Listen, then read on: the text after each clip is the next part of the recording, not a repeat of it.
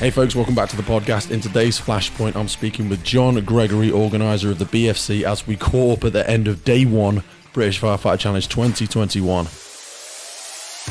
Kicked off with an absolute bang this year. It was amazing to see so many competitors there. Today's Flashpoint was brought to you by the folks over at Wood Watches, the creators of those beautifully crafted British luxury watches made from upcycled firefighting equipment. Go and check them out, woodwatches.com, and keep your eyes peeled for a few more Flashpoints from this year's BFC. Let's get in there and take a listen.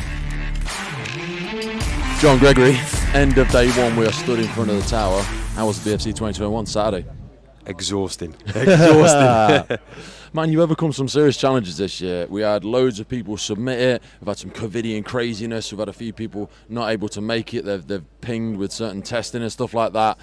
But the weather showed up. People have showed up. Prizes have been won. Laughs have been had. Sweat's been given. How did you find it? Yeah, it was. At the end of the day, those who are here wanting to be here, it's a big disappointment. Some of the guys that I know, Dean Keeper, one of our closest competitors, positive.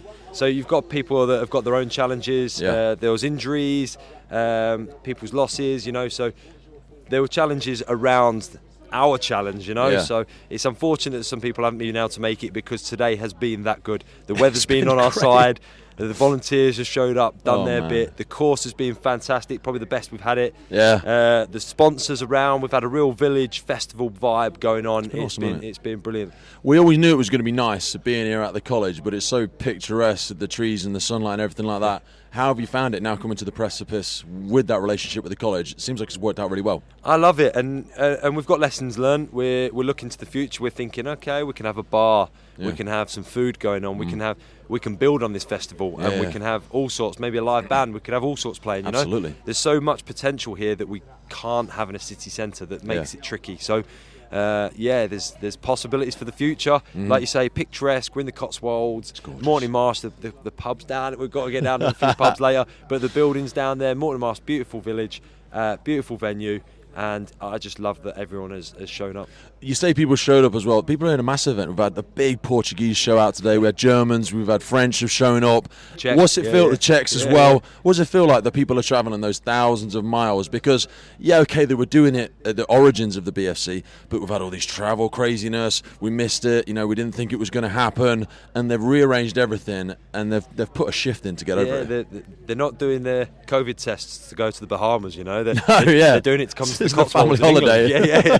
And what I love is it's not just competitors, it is people that literally give up their time to come and volunteer to be here for their what we call the BFC family, the Firefighter Challenge family. So the fact that they're happy to give their time up, their expenses, to make it here, to help us do what we do for the charity, for the competitors in the UK and abroad, it means a lot to us. I feel like this year you and the team have really stomped your foot back down and said, we are still here, we're still kicking and screaming, we've crawled through the small hole of COVID, we've come out the other side. But I also kind of feel like there's a whole perfect storm thing coming on, because we've had all the virtual challenge of the Cheshire Fire Challenge.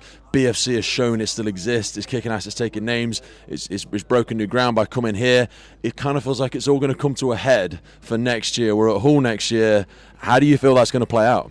I love it. I think at the end of the day, we've got 6-7 weeks and registration opens for Hull. So we're going to be that fresh on people's minds that it's kind of like they're just getting their photos and their videos back onto Facebook to say, look at this event I've just done. They're still enjoying those memories, and suddenly registration, I'm getting there, and I think we'll see a sellout. In fact, I think we'll go from a 2-day to a 2.5-day event next year, 100%. Because I can see it being a big one. It's Pride weekend, the 29th to the 31st of July, 2022. Perfect storm. I just love that we're already looking forward to it. I mean, we're still at the event. We've still got a day to go.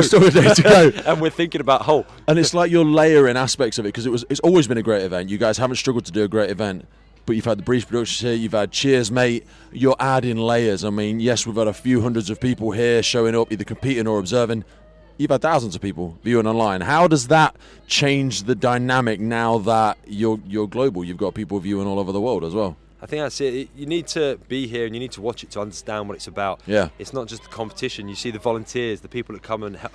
It's the fire service. It doesn't always work when someone gives you jobs to do. Yeah. You just have to get in, look around, and pick up those loose jobs. You know what to do. You just get involved.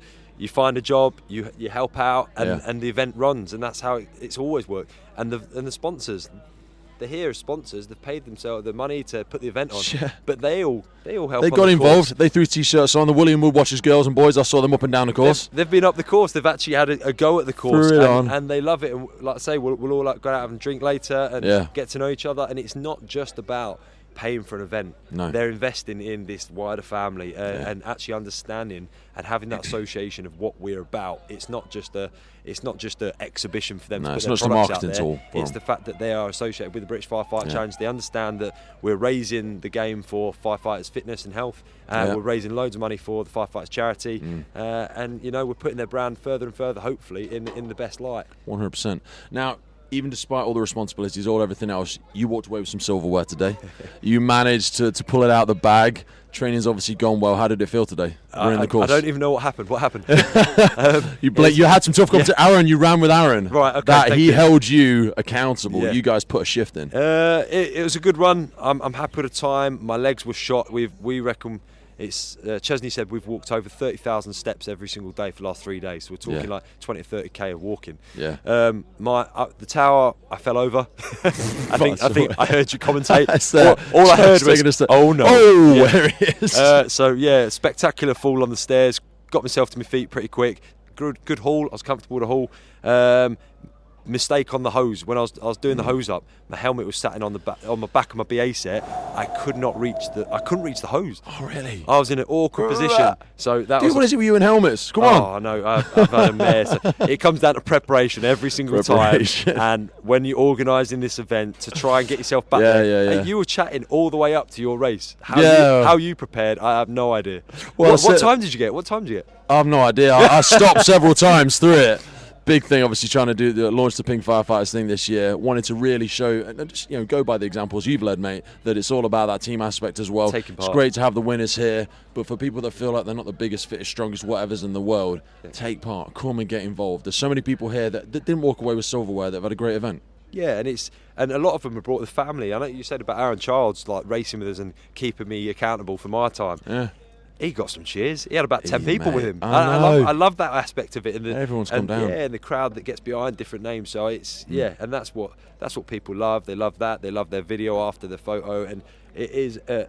You know what this is about, but it's also about it looks cool. It looks so cool. Tomorrow, I've seen some powerful women warming up this evening. Tomorrow, the Ladies' Day, they are going to be kicking ass, taking names. Before we see the madness of the relays, there's some strong, agile, fantastic women have shown up to do the event for tomorrow morning. How's that looking? It's the women's. It's also you're forgetting we've still got the men's 45 plus. Men's. I'll tell you what. We've got Mr. Handsome Lee Phillips turning up tomorrow, and that's it. We've still got some big times to come. We absolutely have. So we've got some fantastic women's races coming up tomorrow. We've got female 18 and female 35 categories. Yeah. We've got the male 45 to 49, 50 to 54, and 55 plus. Yeah. We've got all the relay races, which is the fun bit. That's when it gets fast and loose. Yeah, everyone loves the relay. So I can't wait for that. That's gonna be cool. John, it's incredible that you and the team have put it on, mate. Absolutely love it. Can't wait for tomorrow, and I'll see you at the big one. All right. Thank you. Cheers, brother.